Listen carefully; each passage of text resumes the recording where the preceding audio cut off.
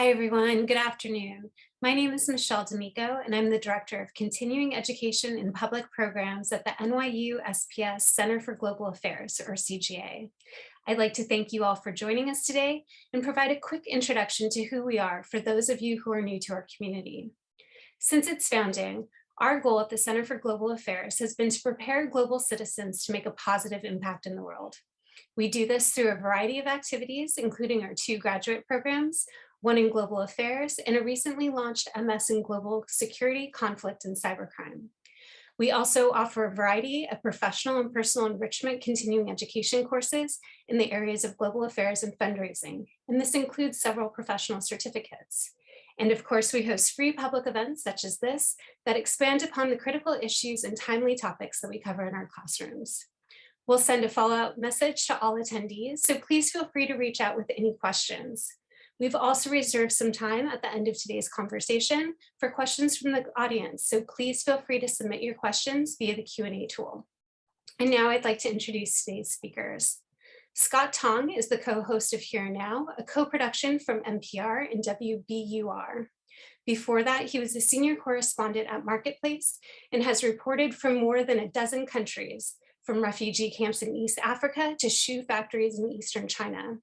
He was the China bureau chief based in Shanghai for Marketplace from 2006 until 2010. A highly regarded public speaker and author, Tong has appeared on the PBS NewsHour, at the Aspen Ideas Festival, and at TEDx Foggy Bottom. He's been a guest host of the Make Me Smart podcast and KQED's Forum. In 2017, he published A Village with My Name, A Family History of China's Opening to the World, a critically acclaimed narrative nonfiction account of China's economic opening told through the lives of 5 people across 5 generations of his own family. Isaac Stone-Fish is an adjunct instructor here at the NYU SPS Center for Global Affairs and the CEO and founder of the firm Strategy Risks, which quantifies corporate exposure to China. He is also a contributing columnist at the Washington Post, a visiting fellow at the German Marshall Fund, an on-air contributor to CBSN, and the author of a monthly column on China Risk for Barron's. A fluent Mandarin speaker, Isaac has lived in Beijing for 6 years. He is also a term member of the Council on Foreign Relations, a Truman National Security Fellow, an alumni of the World Economic Forum's Global Shapers Program, and the author of the recently released American Second, How Americans' Elites Are Making China Stronger, which will be a focal point of today's discussion. And now, without further ado, I'd like to turn this over to Scott for today's conversation. The virtual floor is all yours. Michelle, thank you. Isaac, so good to join you. Do we have a prop yet? This is it. Right here.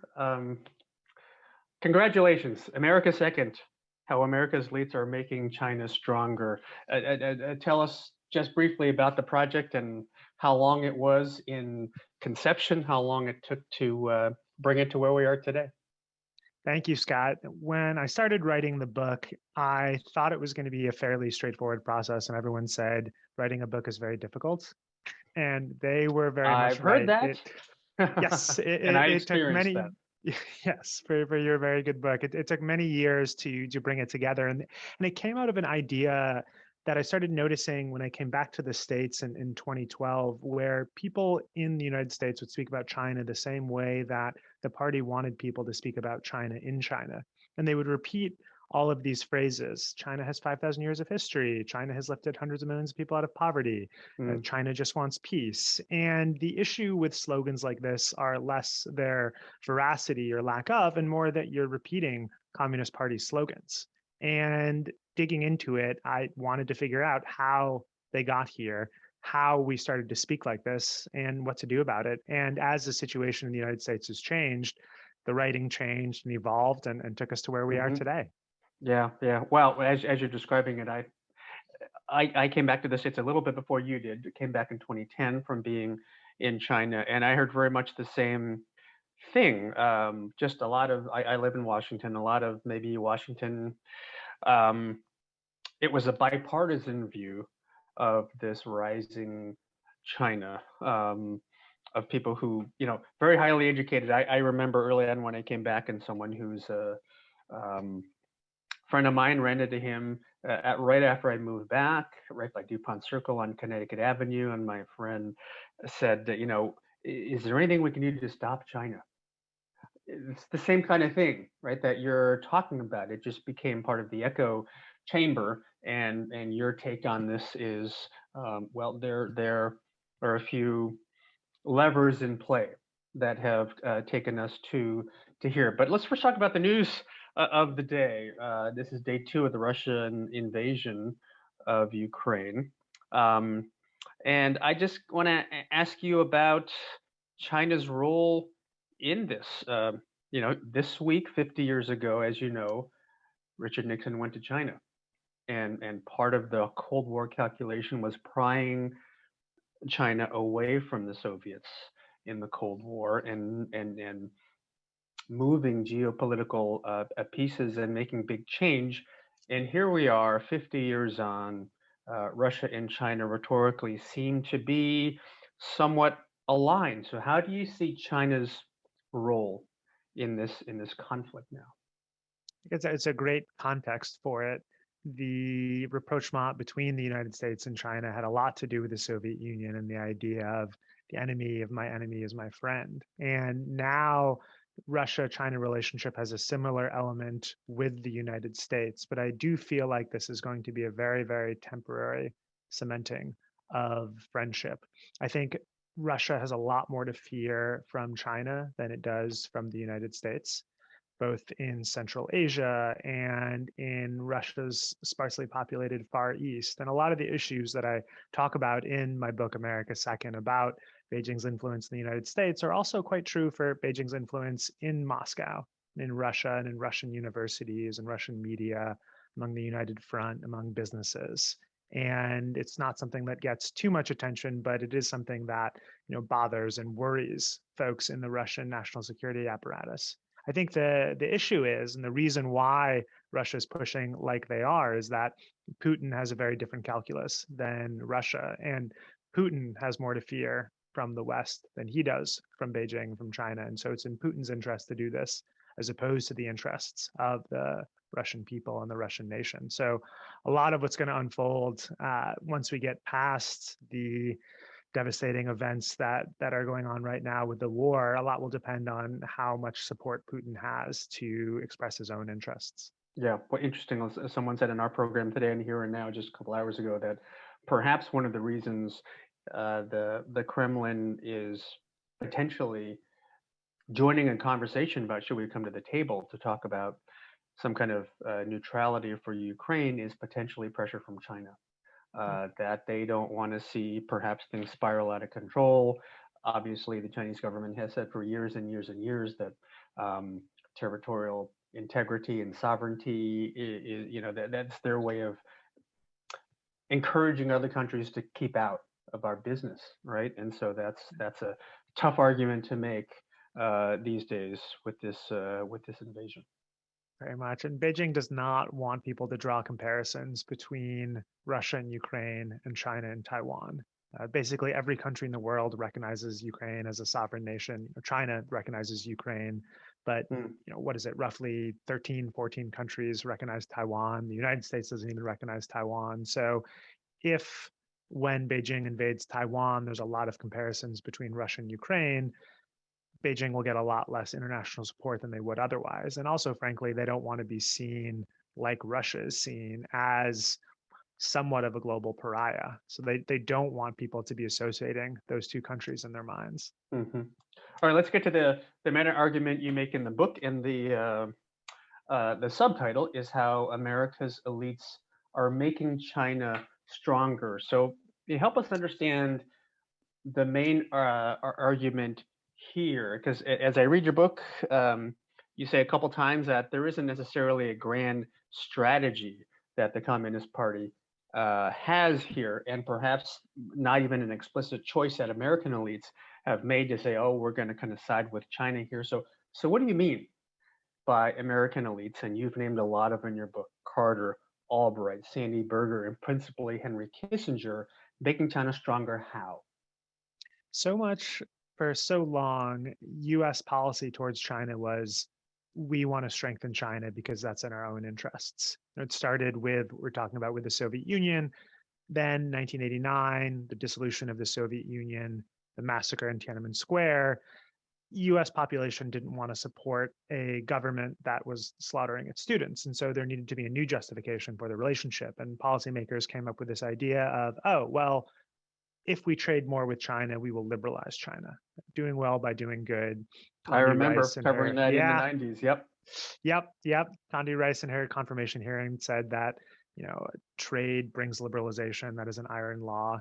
And that is what dictated policy for so long. And then 2001, Bush Jr. was going to go in a different direction. 9/11 happened, distraction away from China until roughly 2005, when Bob Zoellick, the Deputy Secretary of State, made the argument of, well, we need China to be a responsible stakeholder in the global system that the United States built. So we can help China do that. We can build up China. We can build up Chinese institutions.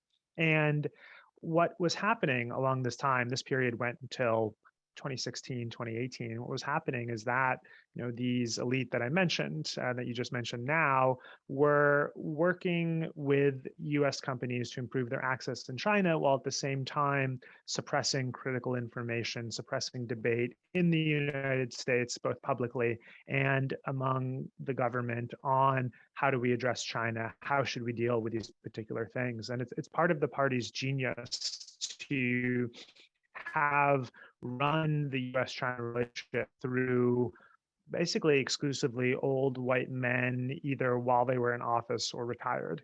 Kissinger is the pinnacle of this, but we see that with former Secretary of Treasury Hank Paulson. We saw that with Al Haig, former Secretary of State, George H.W. Bush, and making them be the stewards of the relationship and incentivizing them to improve it when that might go against U.S. interests.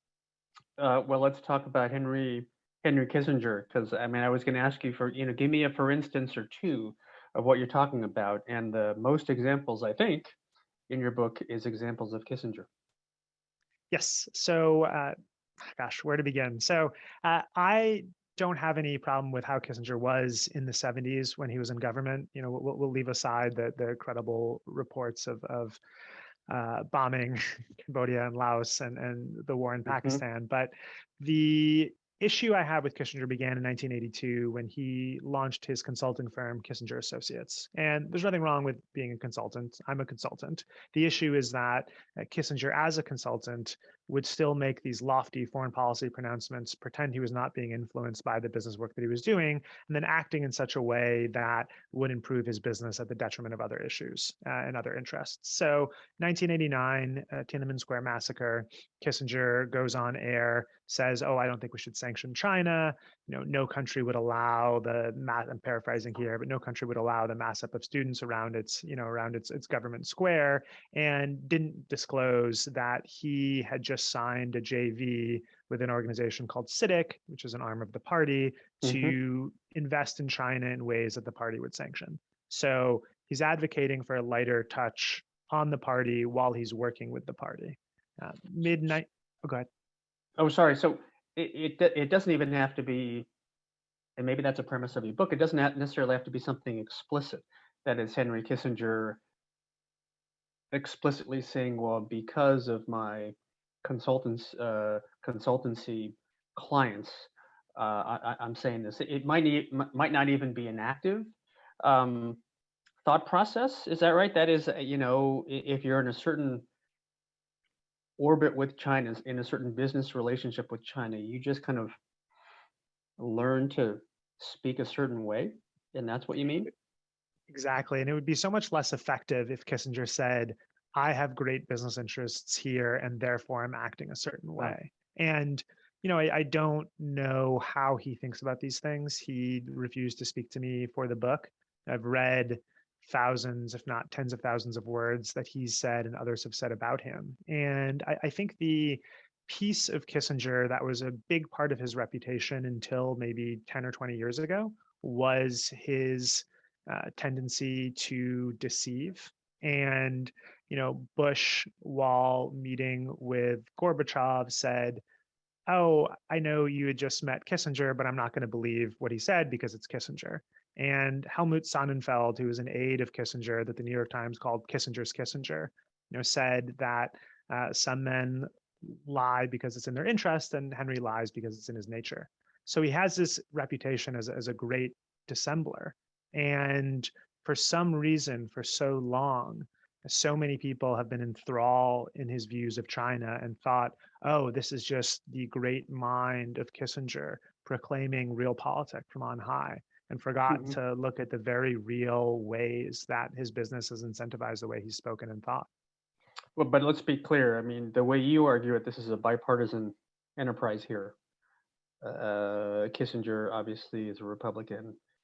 You name from the former president Jimmy Carter, Madeleine Albright, Sandy Berger. I mean, this is not a partisan thing going on here. It's just simply people who, and this is what happens in Washington and perhaps other places, they kind of trade on their experience and their name, and they become consultants, and they're prized as people who kind of translate between, in this case, Washington and Beijing.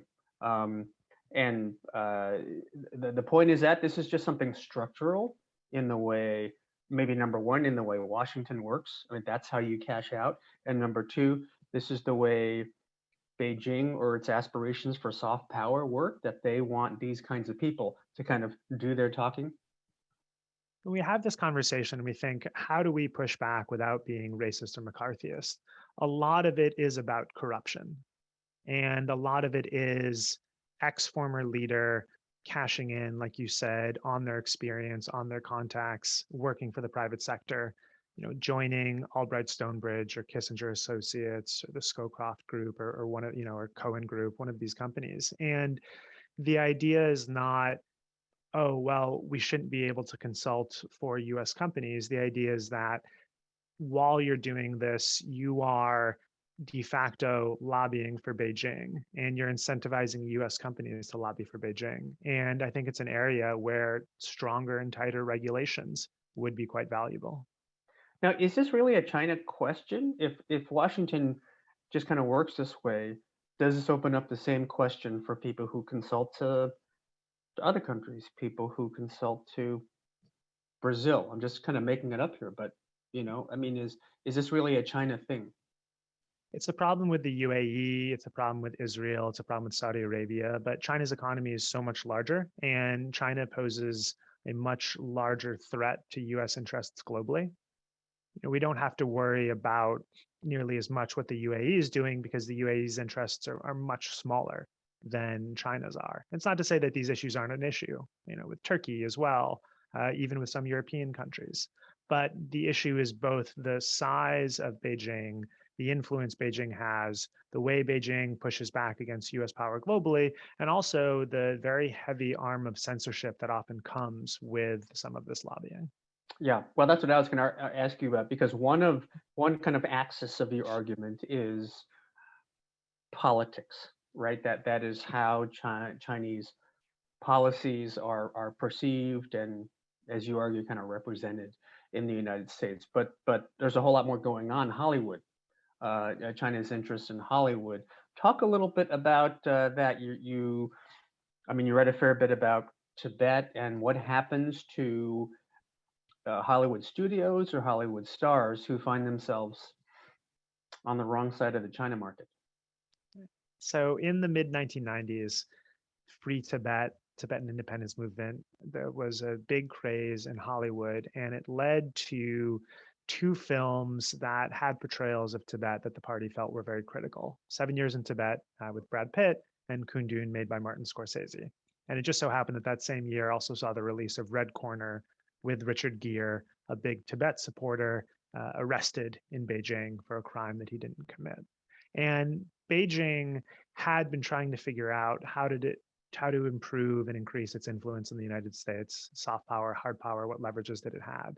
And it came across quite a brilliant solution, which was to restrict the studios from doing business while at the same time communicating to them that if they admitted their mistakes, if they had a self-criticism, then they could slowly work their way back into Beijing's graces. And so that's what Disney did. The CEO at the time, Eisner, went to Beijing, had a meeting with Zhu Rongji, apologized for the making of the film, And slowly, Beijing allowed Disney to repair its relationship with China. And what you had is over a period of roughly 2 decades, through fits and starts, Beijing engendered in Hollywood, trained Hollywood to have this voice in the back of its head saying, oh, is the party going to like this? Oh, is this going to offend that guy from the censorship bureau? Oh, maybe we shouldn't do this. Maybe we shouldn't do that. And after a while, it didn't have to be an active process anymore. People were just so conditioned to saying, oh, well, can't have this character, can't have this type of scene. And where we are today in Hollywood is when it comes to China, Hollywood movies are less realistic and more propagandistic on China than Chinese movies are. Yeah, and two examples come to mind, but I want to ask you for yours because, I mean, Hollywood obviously is so powerful.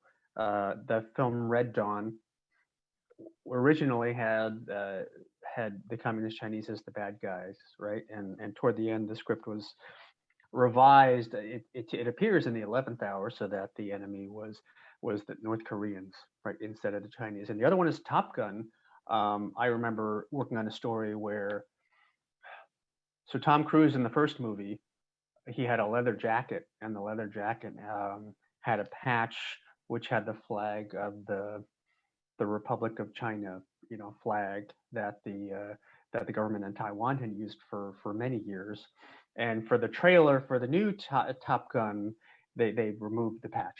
I mean, some of it is pretty subtle. Some of it seems pretty, pretty obvious. But what comes to mind for you? Either scenes taken out, or maybe scenes added in. And it is so subtle. There was a Bond movie in the mid 2000s where Judi Dench was originally supposed to say something like, God, I miss the Cold War. And instead they Huh. changed it to, God, I miss the old times. Beijing doesn't want to imply that there's a Cold War between the US and China, even then. And Dench said in an interview something like, well, it was a very subtle change, but it is different. The way that I got into this was in 2017. I was in Chongqing, a city in southern China, watching Wolf Warrior 2, which is this embarrassingly jingoistic Chinese film about a Chinese special operations guy going to Africa, saving Africa from itself. And in the beginning of the movie, he pushes back against rapacious Chinese real estate developers trying to destroy a tomb of party martyrs. And I saw that and I thought, huh, you couldn't do that in the United States. You couldn't have rapacious Chinese real estate developers. And here's this film that's one of the most propagandistic, patriotic Chinese movies of recent memory. And it has elements that are more critical of Beijing than is in the United States. And I think for so often people would say, oh, well, it's racist to have negative portrayals of China.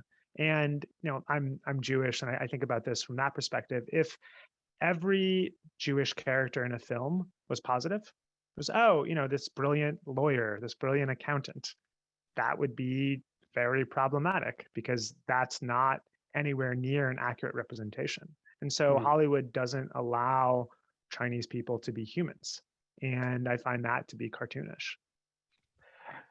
So there is Chinese influence, as you argue in the book, on the government front in entertainment like Hollywood. You also write a fair bit about academia. So maybe first, can you give an example or two of how you see this influence playing out among academics in the US, and then more broadly, why is this happening?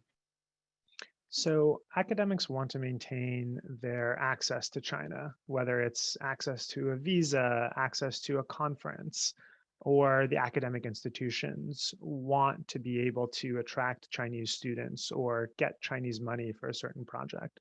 And that has caused some of them to be more careful, shall we say. No, I guess we shouldn't say careful. Careful is too mild of a word. That causes some of them to, to censor, to change the way they speak, to change who they'll say certain things to because they're afraid of jeopardizing the relationship with Beijing.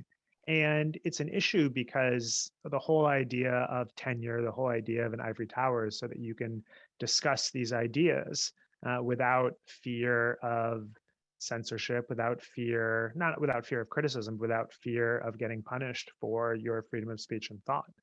And I think it's it's really challenging to point to, what is the ideal solution to this, except to say that if you want to address how China is in a more honest fashion, you probably need to do so from outside of China rather than within China.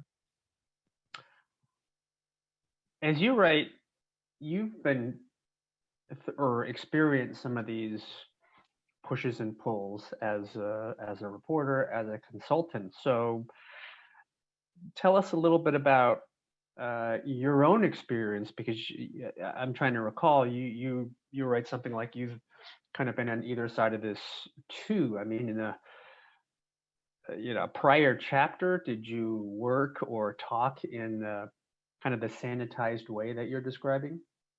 Definitely. So, and I still do. I still do self-censor. I still do change the way I speak to certain Give me an audiences. example. And so, one of the examples I cite in the book is being in the Shanghai airport in 2019, I think it was, and finding an issue of Bloomberg Businessweek in Chinese. And a lot of US publications will censor their content to be in the Chinese market. Columbia Journalism Review did it in a fairly Yes. egregious way. Yeah. A lot of publications have done it. And I thought, oh, this would be a good story. I'll look through it and I will report on what's different, or at the very least, I'll tweet about that. But then I remember thinking about Bloomberg TV hits that I was doing, and how, oh gosh, are they going to have me on if I'm critical of this news outlet? And so I didn't buy the Business Week. And I thought back on it later, and I remember having this debate with myself, which is just saying, oh, you know what, Isaac, that was a really good decision. It was a good career move. But then also another voice realizing, no, it was just an example of intellectual cowardice. Another example I cite was I used to do work with the World Economic Forum, and they had a Chinese microbiologist in 2020 talking about the awful things the United States has done in Iraq and in Abu Ghraib, and agreed, the US has committed atrocities there. But no one was bringing up Xinjiang and the upwards of 1 million Muslims and others who had been in concentration camps there. And it would have been just such an easy question to ask, but I didn't. So those are just two examples. I mean, there's so many other examples that I've done as part of this. And so I think I don't want to say the solution is to not self-censor. I do feel like sometimes it's okay to not criticize someone for something. Criticism is hard and it can be painful. I think perhaps the best solution is just for us to try to be honest, at least with ourselves, about these things. Well, you mentioned Xinjiang, and as you know, some leading scholars of what has been happening in Xinjiang, not just in the last couple of years, but for going further back, they have written and told the truth as they see it. They've published, and now they're frozen out, right, for important scholarly work, arguably. And so is the flip side that, okay, it's important to speak plainly, to not inadvertently, carry the water of the Chinese Communist Party, but the reality is the reality that if you're too honest about important things, you lose your access. You don't get into China. It's that perennial debate about, I guess the crude way of putting it is, do you piss into the tent or you stand in the tent pissing out? And I think it's a debate that we see in some ways with the Republican Party on criticizing Trump and not criticizing Trump. It's something we see across a whole range of issues and institutes. And it's easy for me to say that people should be very critical. I don't have any family in China. My career is now built around being intellectually honest, or being somewhat intellectually honest, rather, about where I see Beijing and where I see the party. And I think Again, perhaps the solution is for us to understand that when someone like Kissinger, when someone like Madeleine Albright speaks about these issues, they're not speaking about it from this pure perspective, but they're speaking about it from the perspective of business, which is what pays their checks and what Mhm. probably influences them the most. Yeah, yeah, great. And for those in the audience, thank you. A couple of you have sent in questions, so keep them coming, and we'll get to those shortly, and we'll feed as many to you as possible, Isaac, to get your thoughts on it. Let me ask you quickly about um, solutions. I mean, some of these seem to be, um, as you described, they're not one bill that can pass, right? Where you can kind of flip a lever one way or the other policy wise. Some of these go to um, kind of structural political forces, social forces, market incentives. This is complicated stuff. This is stuff that's hard to unwind. So when you think about potential solutions, answers to this, what are one or two things at the top of your list? Transparency is one. How do we have laws, have regulations, have debate that allows for people to understand who's being paid, what are they being paid, how does that change what they do, how to push back on that, and inclusivity. I think for so long, like I said, the debate and the questions and the answers about China were mostly old white men who were retired officials. And when you have a more democratic debate about China, I think you have a far more nuanced, a far healthier debate about China, bringing people in from across the country, across the socioeconomic status. And the reason I titled the book America Second is because it's a debate the United States needs to be having. Are they comfortable with being the world's second most powerful country? If so, great. Why? What to do about that? If not, great. How are they going to push back? Okay, and I guess I want to ask you, um, I mean, you lay out these structural dynamics in a way that allow the Chinese ruling party to get its message out there. But then you go anywhere in the world and you look at as a regular person in the world, what China's reputation is. I mean, you might say, well, for all these reasons, China has this great reputation. It's exactly the opposite in the world, or most of the world, right? So, despite what you lay out and how this works, is it really paying off, as it were, for China, its economic interests, its image interests? So the reason I focus the book on US elite is because there's a radically different portrayal of China in the minds of folks who go get feted, raise funds, do big deals there across many industries. I think Hollywood and Wall Street are the two most pronounced, but a huge number of people in the business community, the philanthropic community. There's a very big difference between the way, say, Bill Gates speaks about China than the people who work for him speak about China. He's almost uniformly more positive than most of the people on his staff. And I think that's true mostly in a lot of different countries around the world. And I think the other answer is how much more negative would it be if not for Beijing's influence? I think we in DC have so long been very critical about Chinese propaganda efforts and just dismiss them as ham-fisted. Oh, who's reading Global Times? Who's reading China Daily? And then you see some of that language repeated and you talk to people and you realize, oh, these papers do have influence. They're not just a waste of money. Yeah. Okay, let's go to some of the questions from folks who are joining us. Thank you for joining us. Will China ever be fully connected with the global economy, or is it to their advantage to remain separate? I think it's similar to what I was saying about Putin and Russia. It's in China's advantage to be much more connected to the world's economy. It's not in Chairman Xi's advantage or the Communist Party's advantage. And I don't expect China to be fully connected to the world until there's a different type of government in place. And predicting when that's going to be is always a fool's errand. Next week, 30 years, 300 years, all possible. But I feel like that change will come either from a monumental shift within the party or after the party is overthrown. Well, there you have it. The coming global integration of China, too, as a riff on a book that we both know. This bifurcation For now, is it working in a separating way, right? The China and some countries in its political orbit have their version of the internet, and then there's our version of the internet, right? And the Chinese devices or Chinese made 5G hardware, it's moving toward they have their innards, and then the rest of the world has its innards.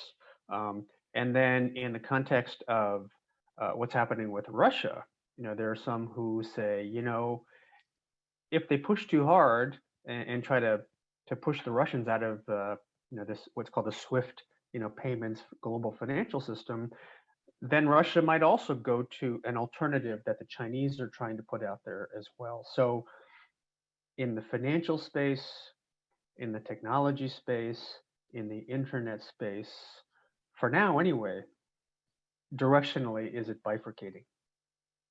I would say it is. And there's a really big debate about if you cut off China, Russia, or frankly, if you cut off the United States from certain supplies that it needs, does that slow the country down, or does that force them to innovate in such a way that they can leapfrog over where the other country is? I think this dislocation, this decoupling is real.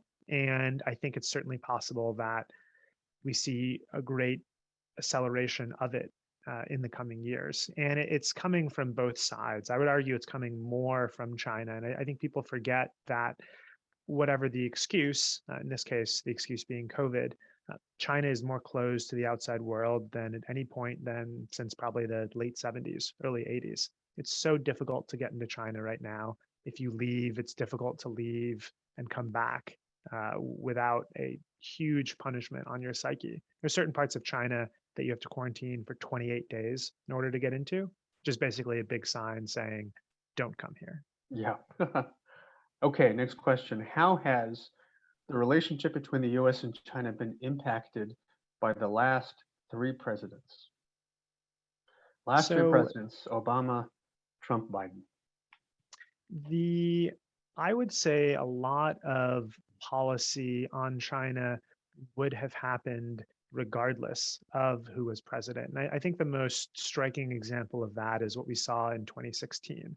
I think people ascribed a lot to how Trump changed policy on China, but I think that was bubbling up in DC anyway.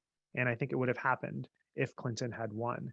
And I think three factors really caused that change. One was she removing term limits for the chairmanship of the country, a symbolically important move, and one that implied to the United States, oh, maybe he is going to try to be here for quite some time. The second was China's growing economic, political, and military strength. And the third was the beginning of credible reports of atrocities and then later genocide in the northwest region of Xinjiang. And that really changed the attitude in Washington and throughout communities across the states. And it didn't happen overnight, but it happened a lot less under Obama, and arguably would have happened a lot less under if a Republican had defeated Obama than it did under Trump and now under Biden. Well, in the Trump administration, of course, the significant tariffs on Chinese goods, Chinese products were put there, and then the Biden administration kept the tariffs on. Is that to your point? Yes. There's been a lot more policy continuity in the China space than a lot of other spaces. And I think one of the big differences is the Biden administration's willingness to work with allies, which I think is a very effective strategy against China. But that's the major exception to the continuity on the China piece. Okay. Hollywood question, Isaac. You have spoken about their influence, the Chinese influence within Hollywood. But can you speak to China's interest in global sports? So you turn on a Premier League game, right, and you see what you, see. Yes, and I think that's been most marked in the NBA and the scandal that we had a few years ago with the then general manager of the Rockets tweeting and deleting something supporting Hong Kong, getting piled on by other team owners and athletes for speaking out for Hong Kong, and then there being a big counter pushback from U.S. civil society and U.S. governments. And I think what Beijing is doing, I mean, soccer is a little bit different. Beijing would love to field a soccer team that's not a national embarrassment on the men's side. They're not quite there yet. but they'd like to get there. The Olympics again is a little bit separate. The Olympics is an idea of showcasing the normalcy, this pretend globalization of China. And I think for other sports, often it's something that's moving in the other direction, and it's less how is Beijing going out and influencing soccer, and more sporting leagues, FIFA, NFL, NHL are trying to figure out how do we break into the Chinese market, and then they're asking themselves, what kind of compromises do we have to make in order to get there? Well, Beijing, of course, hosted the Winter Olympics, which ended a week ago. Um, I guess there are two things I want to ask you about that. One is, um, does China see these kinds of events as an important stage for where China is? Back in 2008, it certainly was that way. Has it changed? We had Peter Hessler, the writer on China, not too long ago, and his view was that maybe it's not so critically important to the Chinese story, to Chinese pride, as it were, as it was in 2008. And the other question is, could there be something good that plays out for the Chinese people? Peter Hessler wrote this fascinating piece in the New Yorker about winter sports and how this fascinating entrepreneur who's in the skiing business actually wants to create, 300 million people in China who are winter sports people. Thoughts? So I think you and I were both there in 2008 during the Beijing Olympics, Yeah. and it was a lot of fun. There was a real, genuine outpouring of national pride. Yes, they suppressed journalists and some critical coverage, but it did feel like a genuinely open and somewhat friendly event. And this Olympics has been far crueler and far less of a good showcasing. And Beijing is very focused on its national and global image, and things like this. They want to have a very manicured view of China. In some ways, this is the ideal of the party to say, okay, well, you can come, but you can only come and be in these very small pods, and we're going to restrict as much as possible the China that you can and can't see. It's how things used to be. In the early 80s and 70s. It's how they are today when you go to North Korea. It's much, much more stage managed. And I think that's sad. I think there is so many lovely stories that are happening across China in such a wide multiplicity of views, about the Olympics, about winter sports, about frankly everything. But when we have to see these sanitized version because journalists going into China, have to remain in these pretty strict COVID bubbles, I think that's really sad.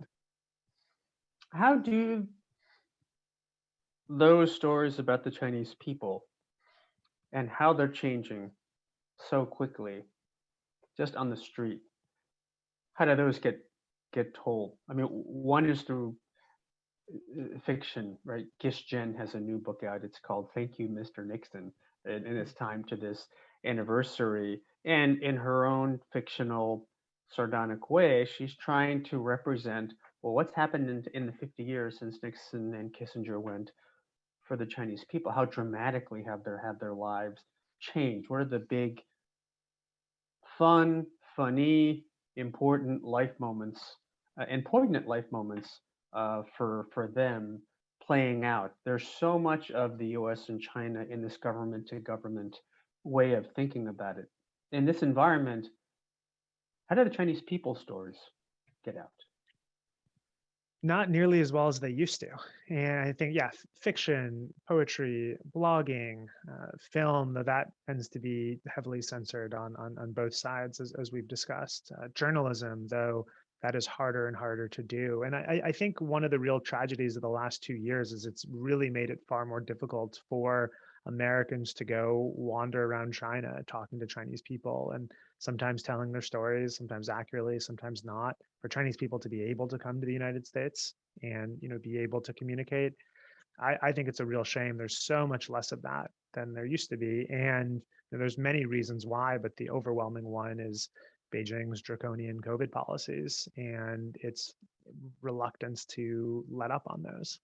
And frankly, the serious restrictions they've had for foreign journalists who, imperfect as we all are one of the best conduits for that conversation.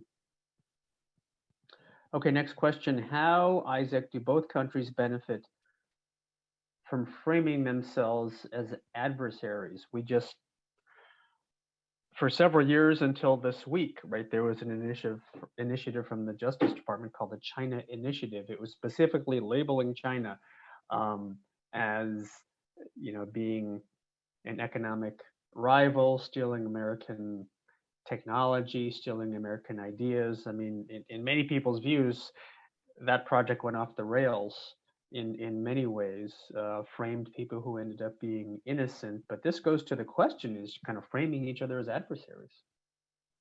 So in the US, we're seeing a lot of talk on China among the midterm elections, and Republicans can benefit by saying, oh, Biden administration is too soft on China.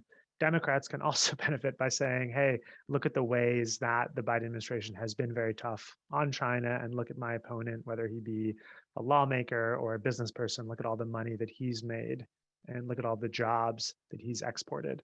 I think on China's side, there is this very powerful narrative of victimization and victimhood that Beijing loves to trot out at times like this. It doesn't focus on the ways that Beijing has hurt its own people. It's, oh, a very long time ago, here's what foreigners had done.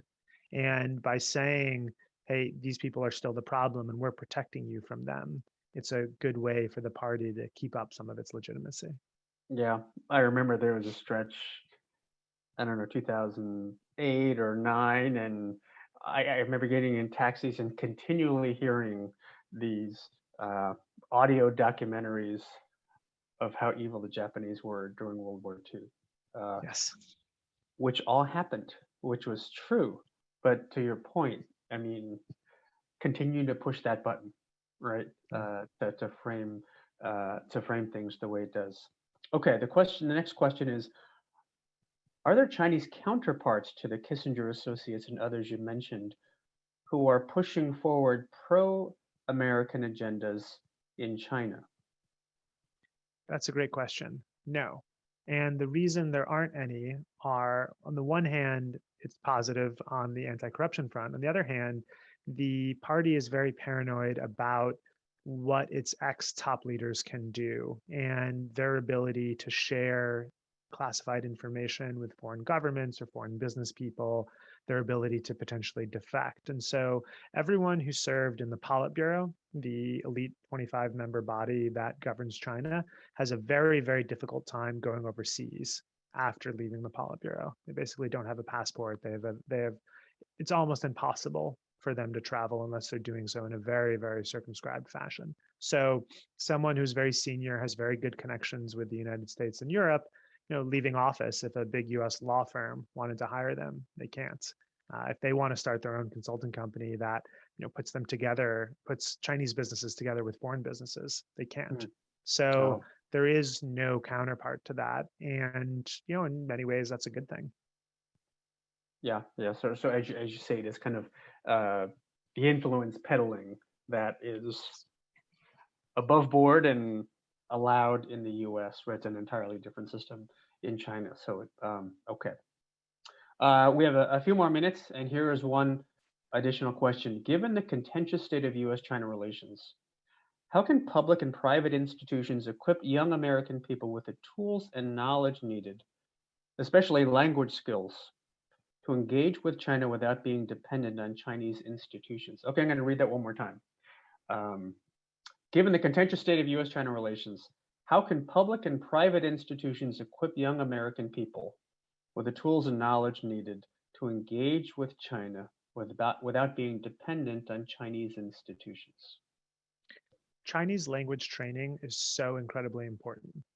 And hiring Chinese teachers, there's plenty of underworked Chinese teachers in the United States, some from China, some from Taiwan, some from the United States. And fostering an environment where people can actually learn Chinese is incredibly important. I think that's probably the most important public education piece of this. And in my book, I talk about Confucius Institutes, which are arms of the Chinese Communist Party, but which I find a lot less problematic than a United States where people are not learning Chinese. And so I think it's incumbent upon the US government or private donors to really step in and make sure that Americans from universities across the country, not just the Ivies and the prestigious ones, have the opportunity to learn Chinese.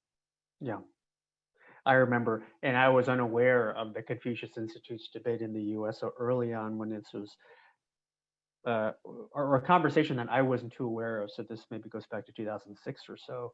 And I happened to be in the Philippines reporting a story, and it was connected to China. And there was a Confucius Institute event there.